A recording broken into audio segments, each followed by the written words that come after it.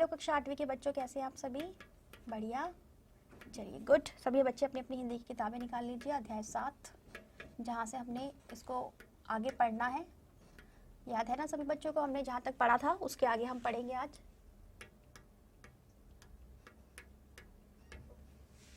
ठीक है? क्या निराश हुआ जाए, हमारे अध्याय का नाम है। पेज नंबर 39 पर देखिए बच्चों, जहाँ तक हमने पढ़ा था उसके आगे हम पढ़ेंगे अभी। तो चलिए पढ़ते हैं। सभी बच्चों ने निकाल लिया अपनी हिंदी की किताबें? चलिए गुड।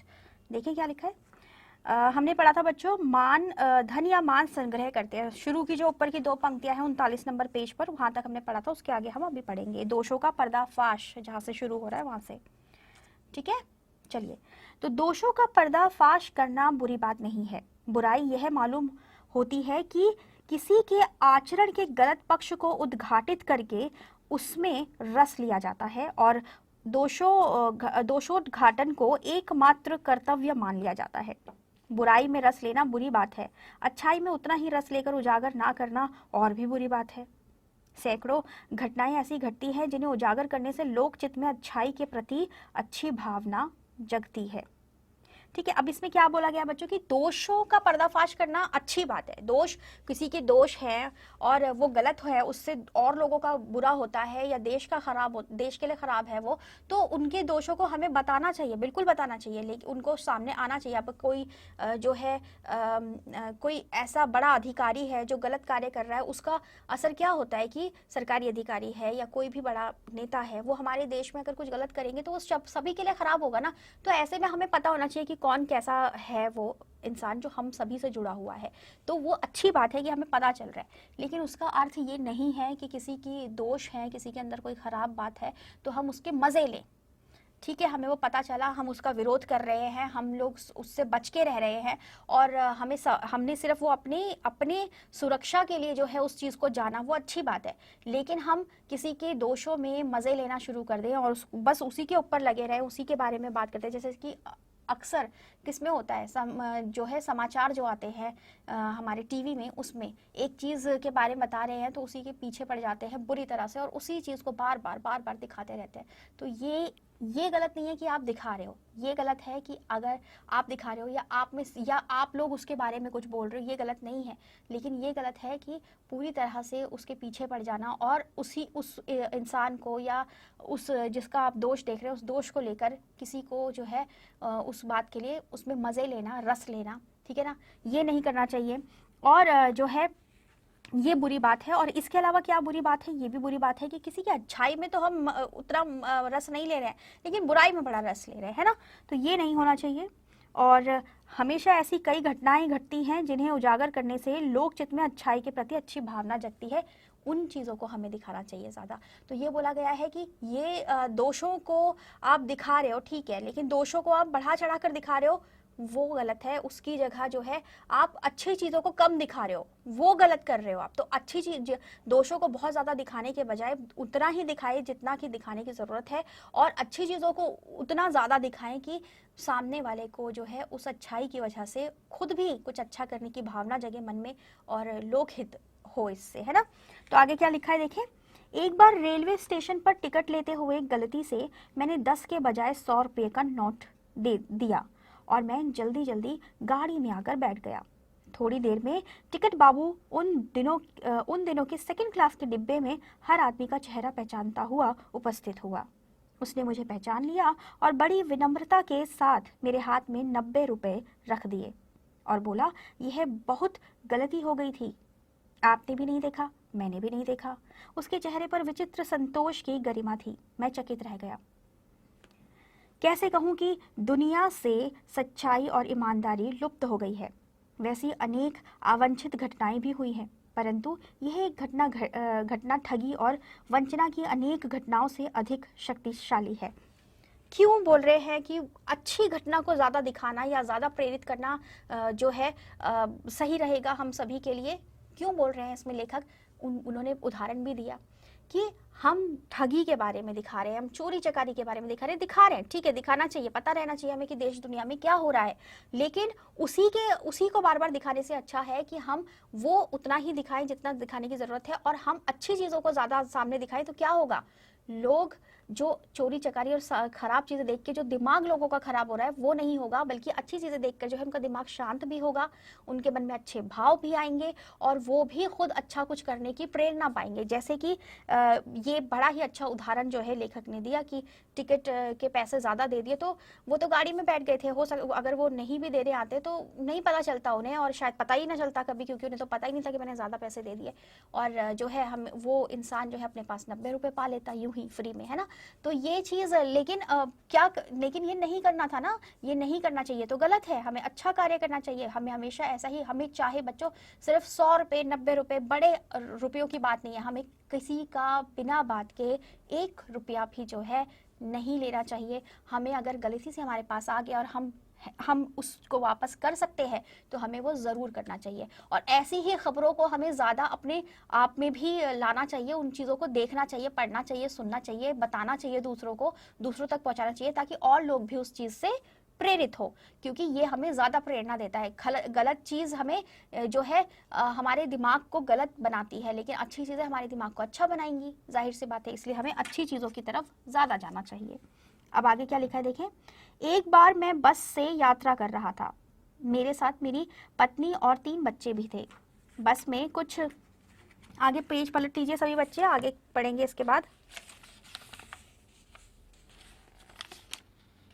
बस में कुछ खराबी थी, रुक रुक कर चलती थी। गंतव्य से कोई 8 किलोमीटर पहले ही निर्जन सुनसान स्थान में बस ने जवाब दे दिया। रात के कोई 10 बजे होंगे। बस में यात्री घबरा गए। कंडक्टर उतर गया और एक साइकिल लेकर चलता बना। लोगों को संदेह हो गया कि हमें धोखा दिया जा रहा है। अब क्या हुआ था, लेखक बता रहे हैं कि एक दिन वो अपनी पत्नी के साथ एक बस से यात्रा कर रहे थे और उनके बच्चे भी साथ में थे, और जो बस थी वो थोड़ी खराब थी, तो वो रुक रुक कर चल रही थी, जिसकी वजह से क्या हुआ कि जहां पहुंचना था बस को, गंतव्य स्थान क्या होता है, जहां तक जाना है ना, वो जगह जो है 8 किलोमीटर बची होगी, तभी जो है बस जो है रुक गई, और ऐसी जगह पर रुकी जो बहुत ही सुनसान थी, ठीक है ना। और वहां पर जो है क्या हुआ था, रात भी बहुत हो गई थी, 10 बज गए थे, और ऐसे में क्या हुआ कि सभी यात्री घबरा गए, यानी कि जो बस में यात्रा कर रहे थे यात्री वो घबरा गए। वो तो घबराएंगे ही, ऐसा समय और बस का रुक जाना, तो डर रहता है कि कोई चोर आकर कोई ठग आकर या चोर आकर, कोई डाकू आकर जो है लूटपाट ना कर ले। तो लेकिन उसके बाद क्या हुआ, कंडक्टर जो है उतर गया और साइकिल लेकर वहां से चला गया, तो लोगों को लगने लगा, संदेह हो गया उन्हें कि अरे हमें तो धोखा तो नहीं दिया जा रहा कहीं कोई, ठीक है। इसके आगे देखें। बस में बैठे लोगों ने तरह तरह की बातें शुरू कर दी। किसी ने कहा यह डकैती होती है, 2 दिन पहले इसी तरह एक बस को लूटा गया था, परिवार सहित अकेला मैं ही था, बच्चे पानी पानी चिल्ला रहे थे, पानी का कहीं ठिकाना ना था, ऊपर से आदमियों का डर समा गया था। कुछ नौजवानों ने ड्राइवर को पकड़कर मारने पीटने का हिसाब बनाया। ड्राइवर के चेहरे पर हवाइयां उड़ने लगी। लोगों ने उसे पकड़ लिया। वह बड़ी कातर ढंग से मेरी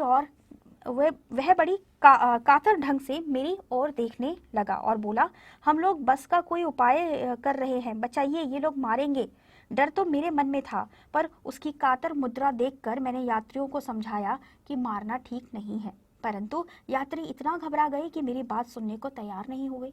कहने लगे, इसकी बातों में मत आइए, धोखा दे रहा है, कंडक्टर को पहले ही डाकुओं के यहाँ भेज दिया है। मैं भी बहुत भयभीत था, पर ड्राइवर को किसी तरह मारपीट से बचाया।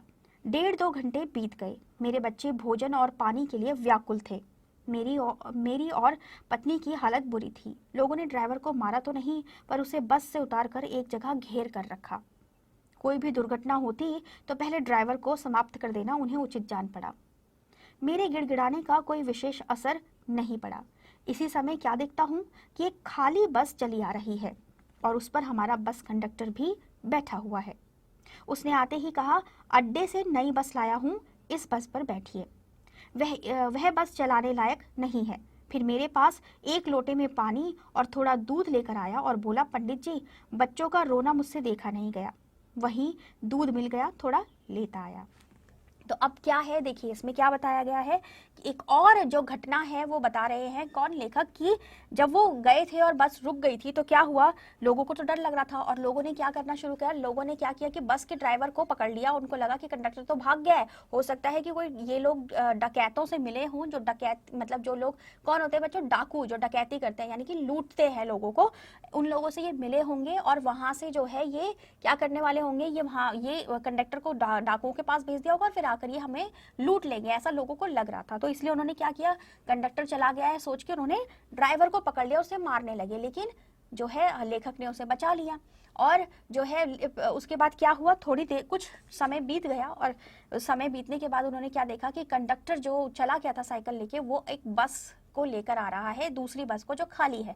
और वो क्यों लेकर आया है उस बस को, क्योंकि जो पुरानी बस है वो अब नहीं चल सकती, वो ठीक नहीं हो सकती उस समय, तो इसीलिए वो नई बस लेकर आया ताकि सारे यात्री अपनी अपने स्थान पर जहां उन्हें जाना है वहां पहुंच सके। और इतना ही नहीं, साथ में वो जो है दूध भी लेकर आया, किसके लिए, लेखक के बच्चों के लिए, और जो है पानी भी, ठीक है। और उसने क्या कहा कि मुझे बच्चों का रोना देखा नहीं गया था, इसलिए मैं दूध लेकर आया। आगे देखें क्या लिखा है, यात्रियों में फिर जान आई, सबने उसे धन्यवाद दिया। अब भाई जो यात्री अभी तक ये सोच रहे थे कि कंडक्टर जो है भाग गया है डाकुओं के पास और डाकुओं को लेकर आएगा और हमें लूटेगा, वो कंडक्टर क्या लेकर आया, लेकिन वो तो बस लेकर आया। बस क्यों, और बस की ही सबको जरूरत थी क्योंकि उन्हें आगे जाना था। तो ये देखने के बाद जो डरे हुए लोग थे उनकी जान में जान आएगी, जान में जान आना यानी उन्हें तसल्ली हो गई कि हाँ भाई अब वो सुकून में थे कि अब ये जो है ये जो है कंडक्टर डाकुओं से नहीं मिला हुआ, ये तो हमारे लिए ही सहायता ढूंढने के लिए गया था। और जो है उसे इसीलिए सबने धन्यवाद दिया, ड्राइवर से माफी मांगी और 12 बजे से पहले ही सब लोग बस अड्डे पहुंच गए। अब जो है बस जो है लास्ट कहाँ तक जाती है बच्चों, जहां पर उस बस का लास्ट स्टॉप होता है, जहां जाकर उसे रुकना होता है। अब उसके बीच में जिन्हें जहां उतरना होता है वो उतर जाते हैं, वरना सब अपने बस अड्डे पे उतर के जहां पर बस का अड्डा होता है, अड्डा यानी कि जहां पर वो उसकी जगह है जो, ठीक है, लास्ट जगह है जो उसकी, तो वहां पर फिर लोग अपने आगे आगे चले जाते हैं। तो क्या बोला इसमें कि ड्राइवर से माफी मांगी, भाई ड्राइवर के साथ इतना बुरा सलूक किया था उन लोगों ने, घबरा के किया, चाहे किया तो था, तो इसलिए माफी तो मांगनी थी, तो माफी मांगी। और उसके बाद सभी लोग 12 बजे से पहले जो है जहां बस को पहुंचाना था उन्हें पहुंचा दिया गया। आगे देखिए आगे क्या लिखा है, कैसे कहूं कि मनुष्यता एकदम समाप्त हो गई, कैसे कहूं कि लोगों में दया माया रह ही नहीं गई, जीवन में जाने कितनी ऐसी घटना। ठीक है बच्चों, तो यही है कि हमें बोला गया है कि हमें जो है निराश होकर नहीं बैठना है, जो अच्छी चीज़ें हैं हमें उनसे अच्छे सबक लेने हैं।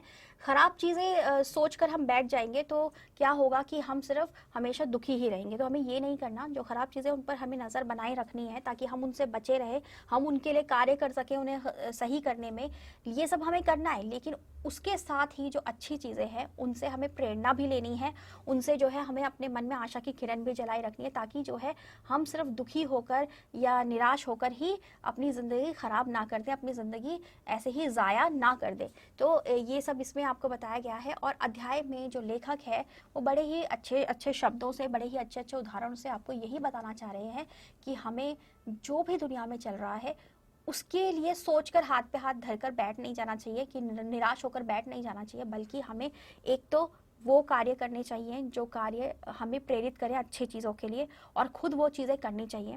हमें अपने ऊपर जो है काबू रखना चाहिए, अपने भावों पर, जो भाव हमें जो है गलत की ओर ले जाए उन पर हमें काबू रखना चाहिए। हमें हर भाव को संतुलन में रखना चाहिए, और जो है अच्छी चीज़ों से अच्छे सबक लेके हमें भी जो है अगर गलत चीज़ें कोई है उसके लिए कार्य करने चाहिए कि वो कैसे दूर हो सकते हैं, कैसे उन्हें हम हमारे आसपास से या हमारी दुनिया से दूर किया जा सकता है, ये हमें भी करना चाहिए। क्योंकि हमारा भी कर्तव्य है अपने देश को आगे बढ़ाने के लिए, अपने देश को महान बनाने के लिए जो कार्य करने होते हैं उनमें हमारा भी कर्तव्य है कि हम भी वो करें, उसमें अपना योगदान दें। सिर्फ हमारे अच्छे हो जाने से कि हम अच्छे हैं, हम अच्छा कार्य करते हैं, हम बुरा कार्य नहीं करते हैं, चोरी चकारी नहीं करते हैं, झूठ नहीं बोलते, सिर्फ इतने से नहीं होता। हमें उसके अलावा हम और जो अच्छे कार्य कर सकते हैं हमें वो भी करनी चाहिए, ठीक है। और निराश कभी नहीं होना चाहिए, बल्कि हिम्मत रखनी चाहिए, हौसला रखना चाहिए, आगे बढ़ना चाहिए, और जिस चीज़ की वजह से निराशा है उस चीज़ को दूर करने की कोशिश करनी चाहिए। ठीक है बच्चों, तो यहीं पर हमारा ये जो है अध्याय 7 पढ़ने के लिए, हाँ हाँ, पढ़ने के लिए खत्म होता है। अब अगले बार जो है लेक्चर में हम इसका अभ्यास कार्य करेंगे। लेकिन अभी आपको मैं एक चीज़ और बता दूं बच्चों कि ये अध्याय जो है हमारा क्या निराश हुआ जाए, इसके पहले जो है एक और अध्याय है कदम मिलाकर चलना होगा, है ना। ये हमने अभी नहीं पढ़ा है, जिसमें लिखा हुआ है केवल पढ़ने के लिए। ये है आपका पेज नंबर 34 पर, ठीक है। तो ये जो है ये अभी हमने नहीं पढ़ा है, तो आप ये मत सोचिएगा कि मैम सीधा आगे बढ़ गई। ये हम बाद में पढ़ेंगे जब हमारा अध्याय 7 पूरा हो जाएगा, ठीक है। हम जब इसका अभ्यास भी कर लेंगे, उसके बाद हम जब नया अध्याय शुरू करेंगे, अध्याय 8, तो उस समय जो है उसको करवाने के बाद मैं आपको ये भी पढ़ाऊंगी और इसमें भी बताऊंगी क्या है और क्या इसमें बताया गया है। बहुत ही सुंदर सी ये जो कविता है अटल बिहारी वाजपेयी जी ने लिखी हुई है। वाजपेयी जी ने, जो आप सभी जानते होंगे हमारे देश के पहले प्रधानमंत्री, मतलब सबसे पहले नहीं, जो है अभी से पहले हमारे प्रधानमंत्री ये रह चुके हैं, और एक वक्त ये भी प्रधानमंत्री हुए थे यानी कि, लेकिन अब ये दुनिया में नहीं है। पर बहुत ही अच्छे कवि और लेखक भी थे ये। तो इन्होंने बहुत अच्छे अच्छे सुंदर सुंदर कविताएं लिखी हैं जिनमें हमें बहुत कुछ सीखने को मिलता है। तो उन्हीं में से एक ये कविता है कदम मिलाकर चलना होगा, जिसे हम पढ़ेंगे, ठीक है। लेकिन कब पढ़ेंगे, मैं जब हम अध्याय 7 पूरा करके अध्याय 8 पर पहुंचेंगे, उस वक्त अध्याय 8 के बाद हम इसे पढ़ेंगे। और आपको क्या करना है, आपको ये कविता जो है ये पढ़नी है, ठीक है ना। अच्छे से इसको पढ़ना है और जो है इसमें कोशिश करनी है समझने की कि क्या बताया गया है। फिर मैं इसको एक्सप्लेन बाद में जब मैंने बोला है तब करूंगी। तो आपका गृह कार्य यही है कि पाठ 7 और कविता कदम मिलाकर चलना होगा